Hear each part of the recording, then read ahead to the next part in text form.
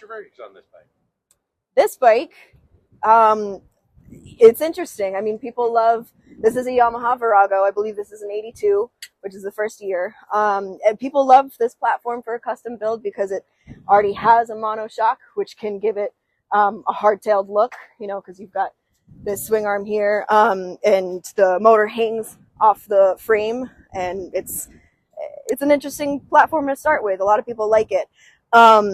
A couple of notes, you know, this guy came in with straight pipes, no baffles. I was able to weld in a baffle and put these tips back on, give it a little bit of back pressure.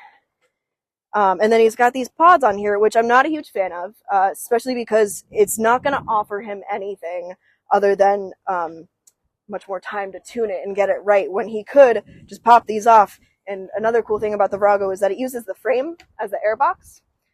These boots are supposed to just, you know, hook up to right here. And then it's got a air filter element, like the air cleaner is back here, usually when it's stock.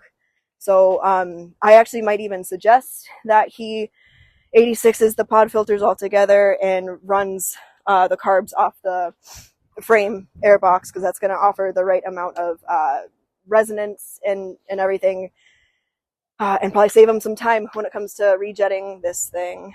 The wiring, I'm not super stoked about. I mean, you can see it's kind of just a home job. I think it works so far, but I don't know how long it's going to last. The only other thing to note is this guy, the owner who brought it to us, did not build this bike. Somebody else did, and the guy who built it said that he didn't know how to build carburetors, so he sent them out to someone who knew what they were doing, allegedly. And when I got in there, I found some super interesting stuff. You never know what you're gonna find. The diaphragms were glued into the carburetor with super glue.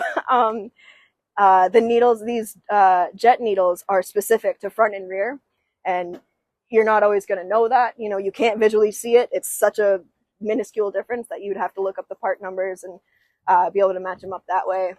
And then the jets were all mismatched. They have just different jets from front to rear. So it's just like little details like that that really make a difference when it comes to running something. Yeah, this is, you know, custom subframe, which raises the seat height. Usually this is kind of a lower height bike, and the customer actually has an issue with the height of this because of the, you know, you've got about a 2-inch rise from where you normally would. So I don't know, this is the usual custom stuff, so I don't really have an opinion one way or the other. It's just another job. So like and subscribe.